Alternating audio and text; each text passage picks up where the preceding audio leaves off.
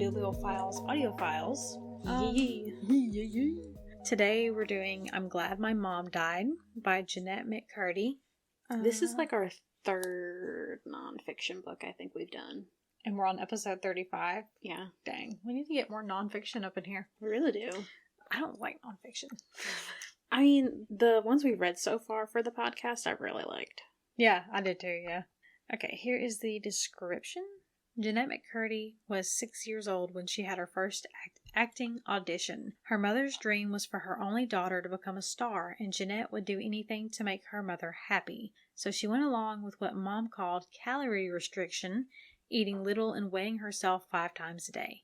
She endured extensive at-home makeovers while Mom chided, "Your eyelashes are invisible, okay? You think Dakota Fanning doesn't tint hers?" She was even showered by Mom until age 16 while sharing her diaries, email, and all her income. And I'm Glad My Mom Died, Jennette recounts all this in unflinching detail, just as she chronicles what happens when the dream finally comes true. Cast in a new Nickelodeon series called iCarly, she is thrust into fame.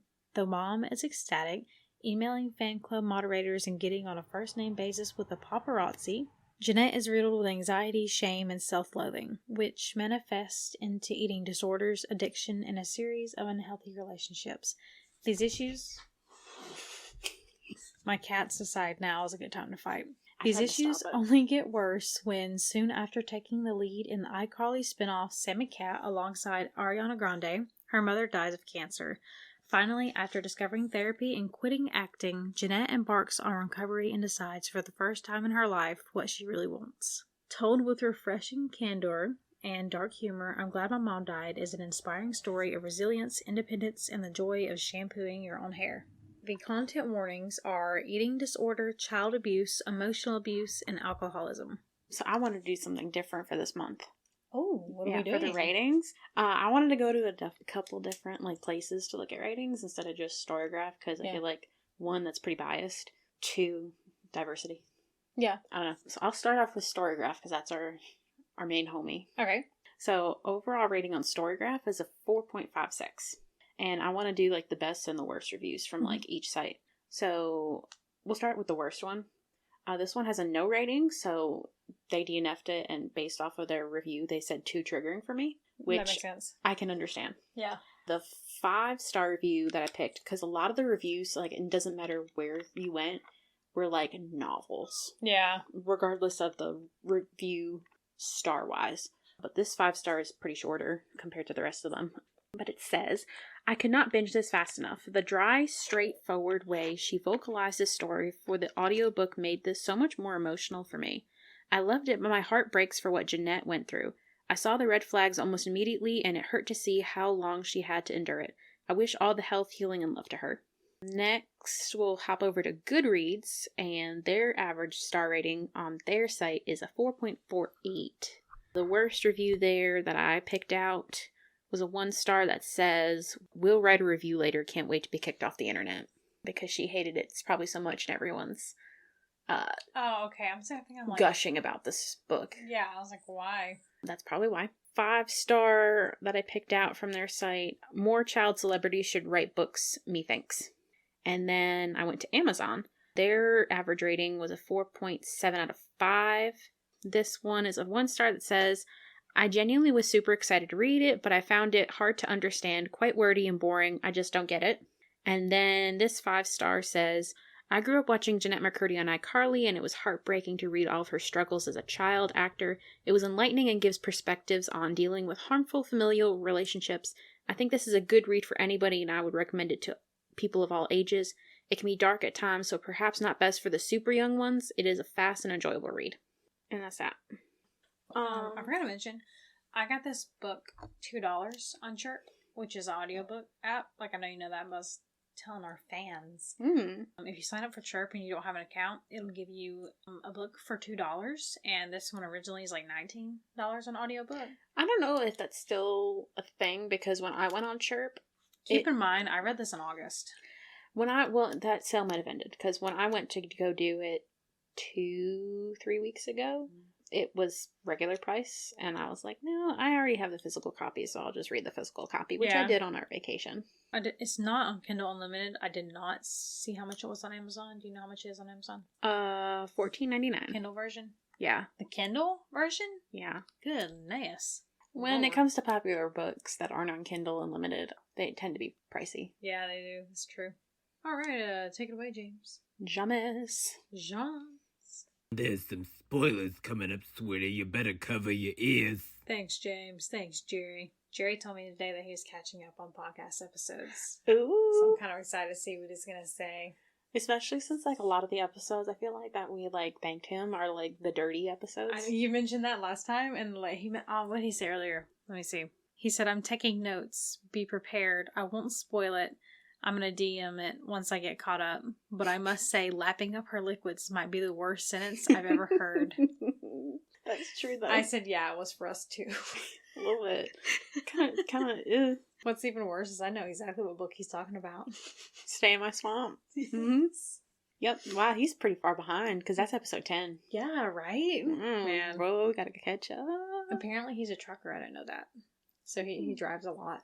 So he can listen to us in the car. He can. Yeah, truck. He can listen to us on 2 different places. Spotify and iHeartRadio. Actually, Google Podcast is a thing now. Oh, so 3. So 3. He can listen to them on all of them. Bro, all of our platforms. But onto the book itself, you know we're here for. Tangent. The cover reminds me of the album cover for, I don't know if it's, the album itself is called Jolene, but I know Dolly Parton's song Jolene, every time it comes up on my Spotify, it has the same kind of album cover. Is she holding an urn? No, she's not holding an urn, but like, have you seen it? I don't know, let me look it up. Jolene. Oh my gosh, it is very similar. Right? Like, it's the font, the yellow. Do you think that's what she's going for? I feel like it might be. I don't know what the relation would be in regards to that. Yeah.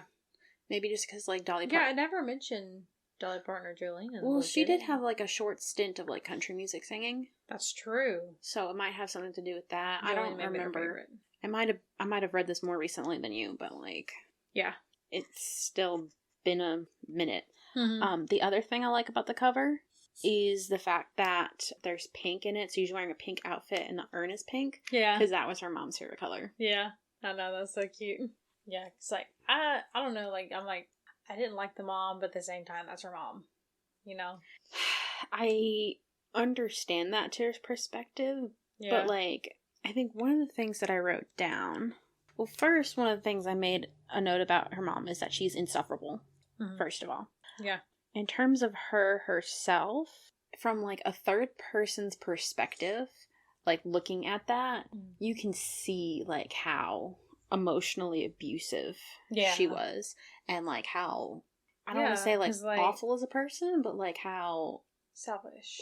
Very self-centered. Yeah, she was. Because, like, my first note about the mom is, like, making your kids rewatch a cancer home video you made about yourself is weird. Yeah, I forgot about that. Yeah. Like, every Sunday. Like, my stepdad just recently beat leukemia. And, like, that's great. I love that. I'm very happy that he decided to fight and that he actually won and beat it. But I don't want to watch a home video every Sunday. Yeah. Yeah. Just like, come on, kids, gather around. Let's watch the video of how I beat cancer. And I'm just like, do we have to, though? But the other half of my point is, like, how third person perspective you can see all that. Yeah. But I know if maybe I was in that position, I probably would have been, like, blind to all of it. And I wouldn't have seen how... Well, you can kind of see how she can sense that it was, like, not right. But at the same time, it's like, what else does she know? You know? Yeah. So, like, it's understandable how she could have gone so far in her life to, like, endure all this without, I guess, like fighting mom back. Wiping her until she was 10 and then showering her until she was, like, 16. And the breast and vagina exams? Yeah. No, that's straight up molestation in my mind. Yeah, I wrote that down. Yeah, because I was just like, how... I don't understand how, like, anybody in that house thought that it was okay. That was something that kept going through my mind. I'm like, does nobody else know what's going on? Because, like, I know the mom is, like, really mean to the dad, but there's also grandparents that live there. And brothers, because she showered with her brother at one point in time when she was, like, I don't know, 12 plus. I don't Yeah. remember how old she was. Yeah. But she was old enough to be showering by herself. Yeah. I was showering by myself when I was like 6. Yeah. I think I was even younger than that. Yeah. Like. Well, I would have been, but I was scared of the showers. That's fair. And the other thing I thought about that I know I didn't write down was the fact that, like, she got a bunk bed for herself to sleep in, and then she still didn't even end up sleeping in it. Yeah. Because they just put stuff on it. Or her mom put stuff on it. Because she was a hoarder. Yeah. Their like the family kids had to was a sleep on hoarder. the floor. On a mat. Yeah. A Costco, like, kindergarten mat. Yeah. Yeah. Which I was just like, damn. I don't get it. No. Like, how can you do this stuff to your kid and, like, not feel bad about it? But parents making kids live the life that they didn't get to is such an ick. I feel like no. If you want to have your kids have the life that you didn't have, I feel like it's okay to an extent. Because if it's like, the life that you didn't get to live, yeah, like but my it's kid, like if, say I grew up lacking something, I would want to give that to my kids. Yes, forcing them, yes, to do what I wanted to do when I was a kid. Yes, yeah, like that's different, wrong. Yeah, different. Even if it's like something as silly as sports or a band or something like that, I would encourage it and say, "Hey, try it out." But if they said no, that means no. But also at the same time too, I would love for my kids to join dance or do. I did color guard in high school. Like, I would love for them to do that. But if it's not something they want to do, then that's not something they want to do. And I don't want to. For encouraging, but not forcing. Or like telling them what they like and stuff like that. Yeah. Like how at one point in time, when I think she was like 8 at the time, she told her mom, like, I don't want to act anymore. Yeah. And her mom's just like, but you love acting. Like, this is your dream. Like, you love doing this. But, like, she doesn't. She did that with ice cream, too. Because, like, they were getting ice cream, and then she didn't want the thing she always got. Yeah. And then the mom started crying. Because she's like, oh, you're growing up. And she's like, it's okay. I'll get it. Like, dang, I was trying to thought. Ice cream. Oh, yeah, like, nope, it's gone again. I've had 8 hours of sleep in the last 2 days. Nice. I'm exhausted. Dang, that was really important, too. It was about ice cream. It was about ice cream. Yeah. Mm-hmm. I'm like a similar note. Maybe this will jog your memory. I also have a similar ice cream note. Well, it has nothing to do with ice cream, so what's your ice cream note? Oh, my ice cream note. There's no stopping a granddad who loves something, and it reminded me of my granddaddy, because, do you remember the Bluebell recall? I don't remember that. Okay, there was like, I think it was about 4 or 5 years ago. When me and Nick were together, we're not married. And there was a recall on Bluebell because there's like salmonella or something, and like stores went months without ice cream, like Bluebell, and like that was the only ice cream brand my granddad would eat. Like, he would get like a gallon a week. He loved ice cream from Bluebell. They still get ice cream. Yeah, from Bluebell. Yeah, I know. I think that's more like in honor of him. It's funny, but yeah, Granddaddy would like go to other counties to find Bluebell. My cat's rubbing against her microphone. He would go to other counties to get Bluebell, and then he'd be like, if it kills me, it kills me. Like, if it's my time, it's my time kind of deal. I'm just like, that's a really strong stance over ice cream. Yeah. But it's a mood, though. I get that. Honestly, if it's a good brand, it's a good brand. Yeah. You know? My similar note had to do with her, I guess, busting out into, like, dramatic tears and stuff. So, like, the first chapter, it talks about how Jennette, like, Sunday routine was go to church and whatever it was, but they had to leave the house at a certain time, and she would have to wake her mom up at a certain time and force her to get out of bed so that her mom can get out of bed and they can get ready and get breakfast and all this stuff. And she told her brothers, like, you gotta finish eating, you gotta like not pour so much milk, and then they spilled milk on the carpet, and so she went to go clean it up because she knew if she didn't clean it up, and if the mom stepped on it in her tights, then her mom was gonna have to make them go to Rite Aid, and then they were gonna miss like the first part of church or whatever. And that's crazy that a kid knows like her family that down pat. And she was 6. Yeah, that was the crazy part to me. Yeah. And then my thing too that I wrote in addition to that was like, so why do you need new tights if they get wet? Because, like, if they get wet, they'll... Oh, no. No? No.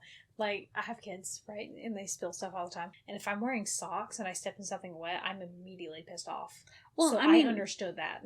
Well, I mean, I get that, but what I'm saying is, like, why does she need to get a whole brand new pair of tights and throw those out? She may not have another pair. She may only have one pair at a time.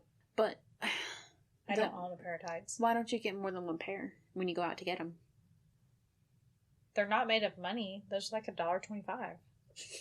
I mean, well, now. Oh, that reminds me. Sorry, $2.50 for coffee, and she's like, "I'm not paying $2.50 for a cup of Joe." I wish. I mean, it depends on where you go and what you get. Where do you go that you're finding coffee for $2.50? Even all black coffee from Jack's is still $4. Dunkin', I think. They have $2 coffee? Maybe not $2. It might be $2 and change, but that's only if you get, like, just regular coffee. Like, just black coffee? No, you can get, like, cream and sugar in it. Oh. I want to know if like, even from Panera, like, their plain coffee is still, like, nearly $6 for just cream and sugar and coffee. I think Dunkin'. I'm pretty sure Dunkin' you can get it for less than $4 at least. Yeah. What I also noticed about the mom and her dramatic stuff is I definitely think she got her dramatic flair from her grandma. Yeah. Because her maternal grandparents lived with them, and then her grandma would flip out. Yeah. And, like, well, for example, one of the... She called her at one point. Jennette was at the grocery store, was screaming at her because she never called her. Yeah, something like that. And then Jennette was moving out of her lavish house and moving into an apartment because she was like, well, I have all this space, but, like, I don't have anything to do with it. It's too big. I don't need it. So she was downsizing because that's the smart thing to do. And her grandma went ballistically, emotionally outburst. Like, there's no other, like, adjectives I can think of at the moment that can describe, like, what kind of dramatic acting she did for that whole situation. In the first chapter, well, actually, it's not even the first chapter. It's, like, the prologue. She was at her mom's bedside when she was almost dying. She wasn't dying yet. She was just in the hospital, and then she got better and got out. You know? It was that time. And she referred to her brothers as sensitive, together, and smart. Was that her sensitive? Like, I think Scott was sensitive. Yeah. The other brother was together, and I think Mark was smart. She had 3 brothers? Yeah. I thought she just had 2. 3. And she referred to them as, like, those names, and I thought she was going to refer to them all as those names, like, throughout the rest of the book, but she didn't.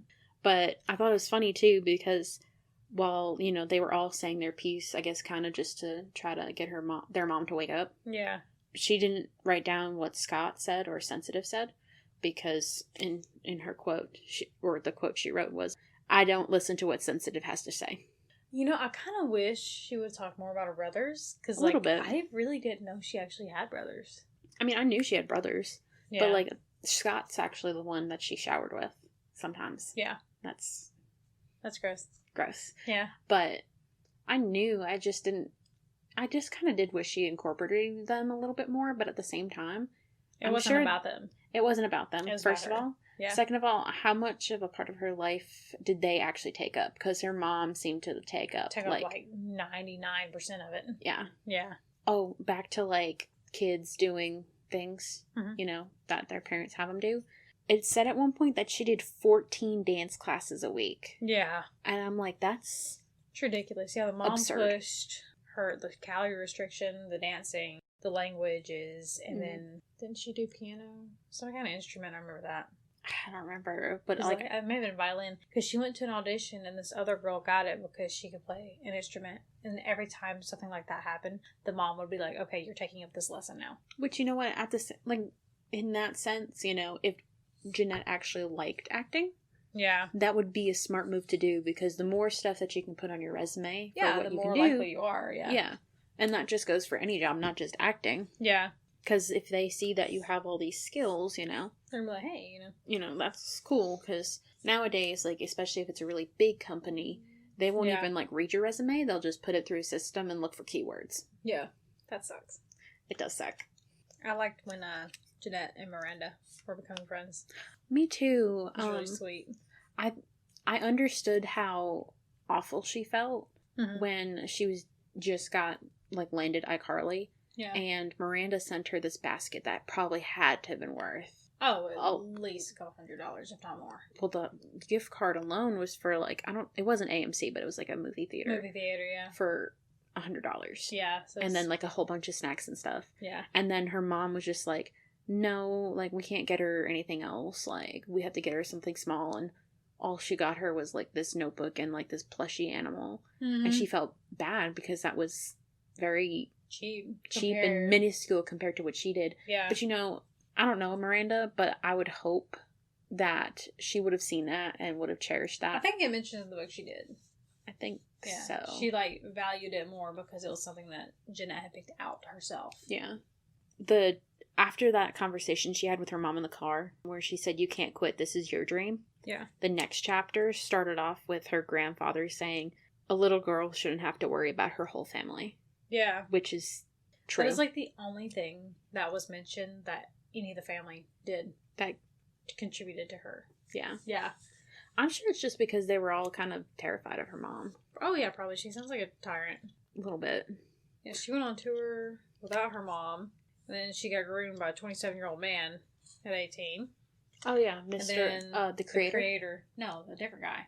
No. And then it was the creator. She got groomed in this book like several different times. I wouldn't doubt it. I mean, when you're a child star.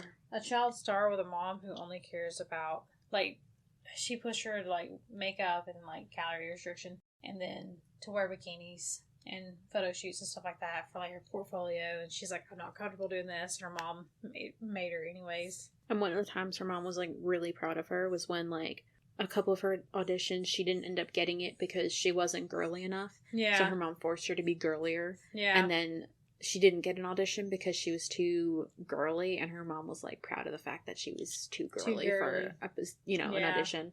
And she wasn't upset she didn't get the position because of whatever. Too girly. Yeah. Mm-hmm. Also, her first kiss was on camera with her co-star Nathan Kress, who played Freddie. And I don't know how old she was when that show took place. 14 or 15. Somewhere around that time. Very young. She'd never kissed a boy before. Yeah, I mean, her mom still wiped her butt. And they were trying to direct her. They're like, move your head more. And it's like, she doesn't know what that means. Because she's a child. She's a child. Yeah. Like, I didn't even have my first kiss until I was 19. I was 16. I was 19. Nice. But even then, like, my first kiss wasn't even like a whole make-out kind of thing. It wasn't even like a make-out. That's what mine was too. It was just a, not even, it didn't last that long. But hers was like a full-on, like, probably close to I had like to do several takes, and it was like a make-out. Yeah, almost. Like, I wouldn't say make-out, but like, there's probably tongue involved if that was like a real kiss. Yeah. I don't know. Oh, bold of mom to ask for fridge money while disowning her. Yes, I wrote that down too. I said the audacity to call her a slut and still ask for money. Yeah. Like, I know there's people with audacity to do that out there, but like the fact that she had the audacity to call her daughter a slut, not even because of anything big. Like, she just went to Hawaii and she brought a boy with her. Yeah. When she was 18.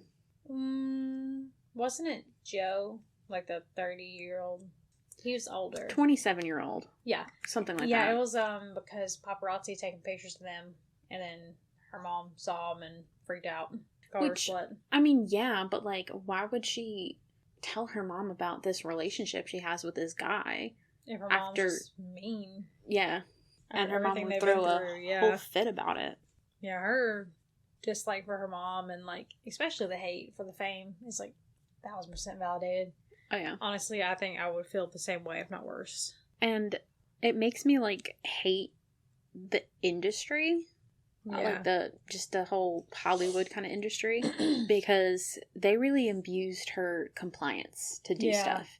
Because that's all she knew, is just to be compliant, because otherwise her mom would freak out. Yeah. So the fact that they knew that her mom was a tyrant, and pretty much taught her to just say yes, they used that against her to have her do things. And I don't like that. We're consent queens around here. Mm-hmm. This is going to be a really sad episode. A little bit. Yeah. That and, like, I'm losing my voice. But yeah, she became an alcoholic and, was it bulimic? Yes. Yeah. Became an alcoholic and bulimic. It was kind of like, I remember when I was either in middle school or high school, but probably like freshman year of high school if it was high school, we were learning about, actually I think it was middle school, but we were learning all about like mental health and like eating disorders and stuff. And like if you're bulimic, you also end up being anorexic because it's kind of like tied in together. So like she was like bulimic and anorexic at the same time. Yeah. I don't know, she was like 16 and she was like 89 pounds. Yeah. Like at 16, I was probably like 120. I remember when I was, I think 13, I was 98 pounds, and they told me that if I dropped down to 95 or less, then I was going to have to be in the hospital, because that's just not normal. Yeah. Like, especially to be, like, getting closer to puberty or in puberty. Like, you're supposed to gain a lot of weight at that time. Back to, like, the whole Miranda thing, and how Miranda had certain things, or I don't even know if it was Miranda, but it was, like, no, actually, it wasn't Miranda. It was Ariana Grande. How, like, she was jealous of the things that Ariana had. Yeah. But it's not, like, stuff she necessarily wanted. Mm-hmm. Like, I understand that. It was just because, like, she had it. I don't kind of deal. Envious. Like, envious of, like, what she was able to have that she didn't have, even though she didn't actually want that kind of stuff. You know, like, if she had the means to get it, she probably wouldn't get it. Yeah. But it's, like, the fact that she has it. She has it, you know, and has the means probably to get what it is that she wants. And then being, like, close to the same age and just having completely different lives. Yeah. I like the way Jennette writes. I really like the whole setup of the book, too. Mm-hmm. Because each chapter was really, really short. Like, they were probably a page to, like, maybe 5 pages on average. Mm-hmm. Like, it wasn't long. And it wasn't a whole story. It was more like each chapter was, like, a scene in her life. Mm-hmm. And I really liked that part of it. Yeah, especially with her reading it in the audio version. Like, she reads it herself, and she gets very emotional sometimes. Mm-hmm. And I wrote down in chapter 72, she cried, and it made me cry. Because, like, she was upset, and I was just, like, it hit different. Because, like, anyone can read a book, but when you feel a book, that is completely different. Yeah. When, like, it was early on in the book, her mom would always, like, accuse her dad of cheating. Mm-hmm. So when it came, like, later in the book, when you find out after her mom died, that isn't biological. The dad isn't biological to her or 2 of her 3 brothers. Yeah. Only, like, the first, I guess, brother is actually biologically the dad's. Yeah. And it, like, made so much sense. Because, like, if you think about it, I don't know if it's just in, like, real life or, like, just stories I've seen on, like, Reddit or something. Mm-hmm. I don't know. But when the mom was, like, accusing the dad of cheating, it, like, made sense that, like, she was really the one that cheated on him. Yeah. You know? Yeah, because it's kind of like projecting. Yeah. Thing. Yeah. I like how she mentions The Rock. Yeah. A lot. Yeah. Oh, that's... Yeah. He seems like a cool dude. Yeah, honestly, if I was going to meet any celebrity, it'd probably want to be The Rock. Probably. Or Ryan Reynolds. Yeah. Yeah, I really hope she's doing better now. Like, me too. I think I followed her on Instagram after this, but, like, if I know a long time ago she mentioned her mom, she wanted to write, because she really enjoyed writing and stuff like that. I wish she would get into it more. Me too. Yeah, and, like, I'd be down to read anything that she wrote, honestly. I wrote down in quotes, "I am Jesus Christ." Yeah, boyfriend thinks he's Jesus. That was your boyfriend Steven, right? I think it was Steve. Steve or Steven? Steven, yeah. Yeah. It kind of, like, hit a little bit home. Because I have family that are also on the schizophrenic side. Oh, so do I. Yeah. So, yeah, no. It kind of... It runs my family. I was like, I get it, though. Like, I'm glad that situation was handled really well. And that he was able to get himself... To get help. Medicated and helped and stuff like that. Because there's, you know, people who, like... Who don't. Or they will get help and then they don't stick with it. Or worse. Yeah. Yeah, because they can't function the way everyone else can. But speaking of Steven, I feel like Steven is a type of relationship that, like, everyone needs to have in their life, but isn't, like, people's happily ever after. Yeah. If that makes sense. Like, it's something for you to, like, have to grow from, but not to end up with. Yeah, like, not a forever kind of deal. Yeah. I think I've already had mine, I hope. You know, the next one might be it. I don't know. We'll see. We'll find out. Tune in next time on Alyssa's Love Life. The non-existent one. Yeah, fro. I really liked her therapist, Jeff. I don't remember much about the therapist. Well, she had one therapist, I forgot her name, but that therapist, like, wanted to go with her to, like, all of her red carpet events to be her, like, plus one. Yeah. And just, I guess, like, to monitor her, which... That just kind of seems to me like you're using her as a ticket. Yeah. That, but aside from that, like, I understand it, though, because it would help her understand her eating habits and stuff like that. Yeah, but, like, they went to one, and she looked up, and her therapist was across the room talking to somebody. That, and then she started gorging on food, and then the therapist was just like, hey, like, what if we did doing? You know? Yeah. But then she had Jeff, and Jeff basically, like, gave her homework assignments. Yeah, I like that. I've had a couple therapists do that for me, where they would give me, like, a packet or just, like, something to, like, answer question-wise. Yeah. To really helps you think. And so basically you were, like, in kindergarten. Kind of. They're really simple questions, and it seemed somewhat stupid, but it was still really helpful. Yeah. Like mind exercises kind of deal?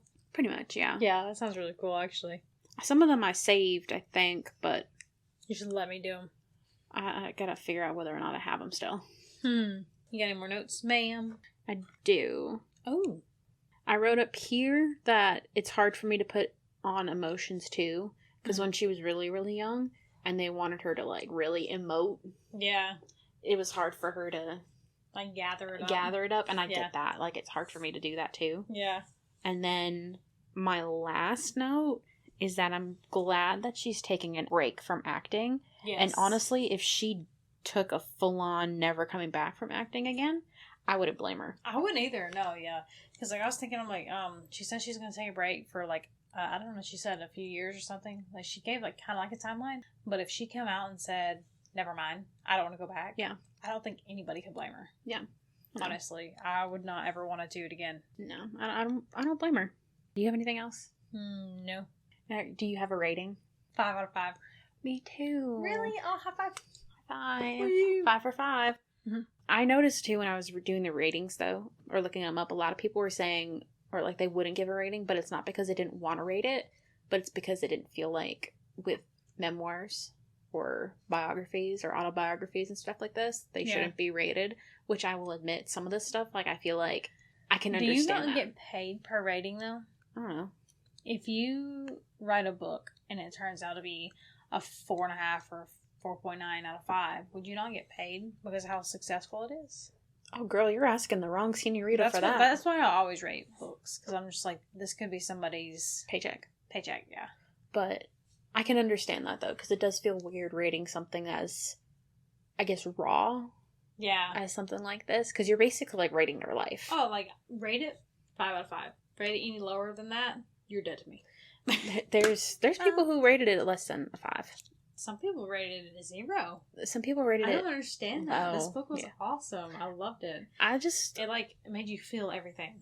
Yeah, I mean, like my buzz comments, you know. Oh, I have my buzzwords too. My buzz comments I wrote were like, I love how the chapters were broken up. Like I said, like they were all like scenes from her life instead of like story. You get a real understanding and feel for her as like a person, which, you know, you don't really get that normally. Oh, definitely not, because like these people are like put up on pedestals, pretty much. They're not people, they're gods. And a lot of the times too, like even if you follow them on social media, it might not even necessarily be them. It could be like PR, a PR person who's taking care of all that stuff.